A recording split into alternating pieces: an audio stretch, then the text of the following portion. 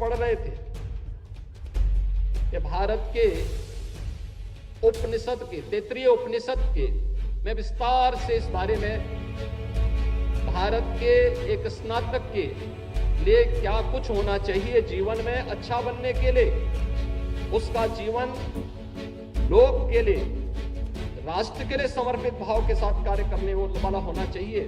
इसके लिए उन्होंने इस तैत्तिरीय उपनिषद के इन पंक्तियों को यहां पर अपने दीक्षांत उपदेश में कहा कि सत्यम वदः धर्मम चरः, सत्य बोलना और धर्म का आचरण करना।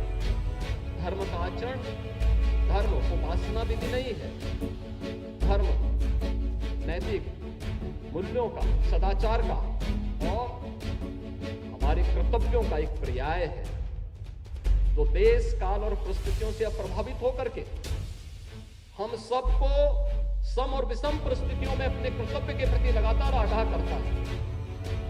अपने कर्तव्यों के प्रति सजग होकर के कार्य करना, यही हमारा धर्म है। और वह भी राष्ट्र को साक्षी मान करके अगर हम कार्य कर रहे हैं तो सचमुच हम लोग अपने उन ऋषि परंपरा का, भारत की उस समृद्ध परंपरा का प्रतिनिधित्व करते हुए अपने आप को उसका उत्तराधिकारी कह सकते हैं, जिसने हजारों वर्ष पहले ये उपदेश उस कालखंड के भी युवाओं के लिए, उस समय के विकसित होने वाले स्नातक के लिए ये उपदेश उस समय रचे थे।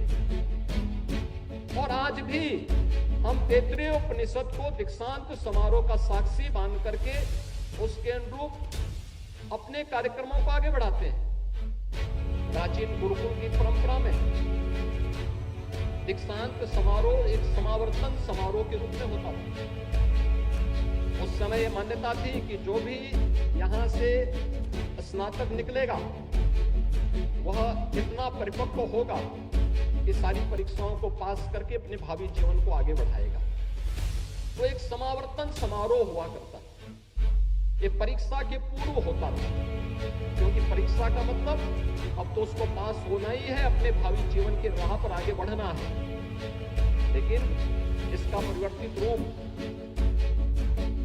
आधुनिक काल में दीक्षांत समारोह के रूप में, कॉन्वोकेशन के रूप में हम सबके सामने आया कि पास होने के बाद एक विशेष समारोह में डिग्री अवार्ड की जाए।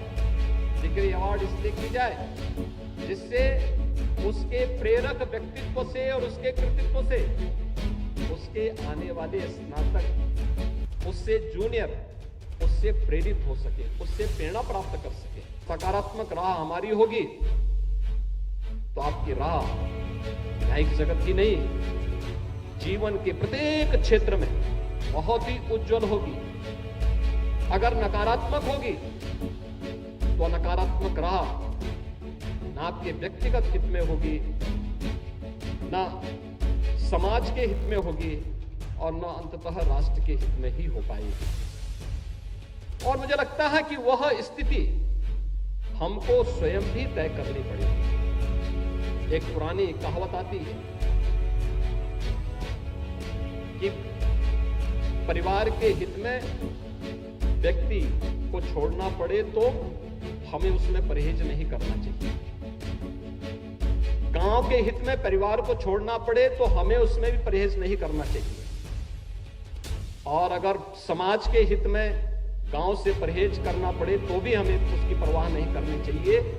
और अगर राष्ट्र के हित में इन सब से भी अलग घटना पड़े तो हमें राष्ट्र हमारे जीवन में सर्वोच्च होना चाहिए। सब कुछ हमारा राष्ट्र के प्रति समर्पण का भाव के साथ होना चाहिए।